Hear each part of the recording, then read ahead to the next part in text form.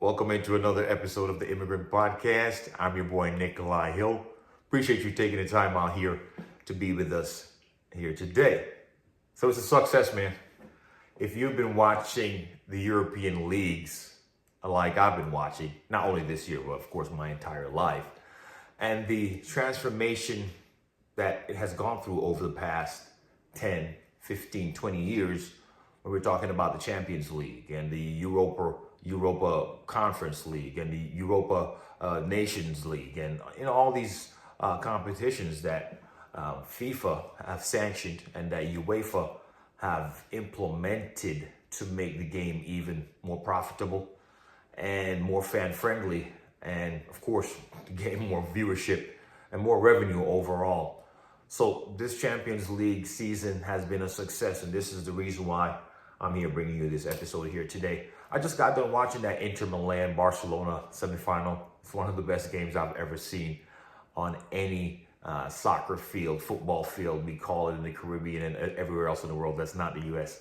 In my entire life, over 2 legs, we had 13 goals. Just unbelievable. I was going to say 180 minutes, but I think we played 210 minutes plus some extra time, and just the unbelievable action from both teams. Of course, Barcelona were the favorites to move on past to the finals in this round, but at this stage of the competition, there are teams out there, we've known this watching soccer, if you've been a fan of soccer like myself, if your whole life, that teams get formed, and teams strategically and tactically have plans to alter what's offensively driving the opponents.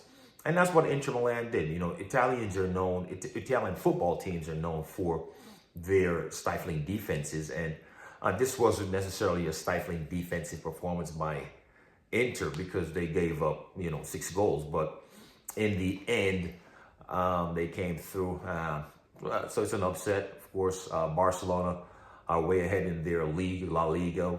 Real Madrid is in second place, and it's not looking likely now that they're going to catch them. So they still have the league to play for, but as of now, they're no longer in the UEFA Champions League competition. We'll probably see them in there again next year. It's been a long time since Barca have been to have won a Champions League final, but not as long as the other 2 teams that are playing tomorrow.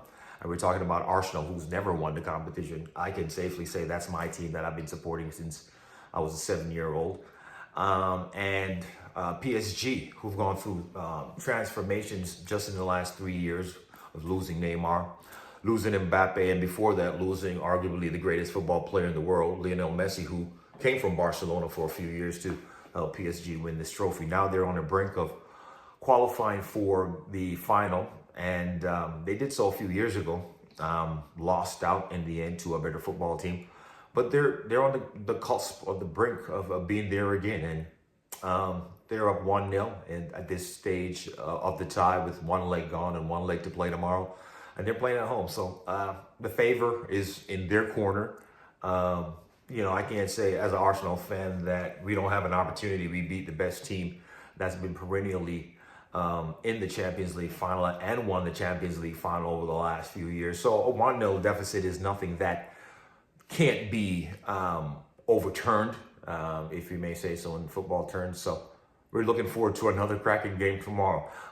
And I get back to the main point. The Champions League format that we've seen this year is working. The qualifying stages where teams play a mandatory amount of games against another amount of teams, and you basically play a mini season to see if you can qualify to be in the next round, and then you're seeded from 1 to 16, and then the top 4 seeds get a bye, and 4 through 16, I guess 5 through 16 have to play to advance to the next stage, and then the bottom of the Champions League, not the total bottom, but those second 4 that were after the top go to the Europa League and play in that competition after a certain point. So I think it's working. I think it's much fairer for all the teams involved, and gives every team more of an opportunity to advance to the second phase of the competition, without having to play Real Madrid twice in one round, or playing Liverpool twice in one round, or having to go against Bayern Munich twice in one round if you're drawn that way. So from that aspect, it's working. Now, a lot of the pundits have also said that seeing a 15th place Manchester United team in the Conference League semifinal and looking good to be in the final, and seeing a 14th place, or if you flip them 15, 14, I don't even know too. It's just a very disappointing two teams. Of course, I'm not invested.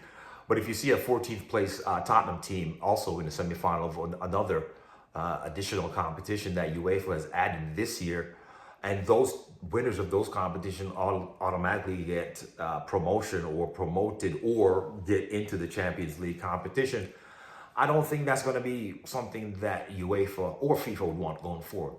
Because if they do win the competition, we're looking at the English Premier League having maybe 7 teams in the Champions League next year, and then another 3 or 4 teams playing in the other 2 competitions below the Champions League in Europe. So I don't think that's what UEFA planned. So I think they'll invest some time into doing something to make it more of an opportunity for the other teams out there in Europe, the teams from Luxembourg and the teams from Switzerland, the leagues in Bulgaria are given them more of an opportunity to win a championship like this, or at least in this instant, make it to the knockout phase of the competition for big titles in Europe. So that's my 2 cents in the league, in the Champions League format. I like it. Tomorrow, of course, I'll have to watch that Arsenal game. Arsenal against PSG. I won't be liking it as much tomorrow, depending on how the results goes. But we'll see. That's football, and that's why we love it. I'm your boy, Nikolai Hill. It's been another episode of the Immigrant Podcast. Take it easy.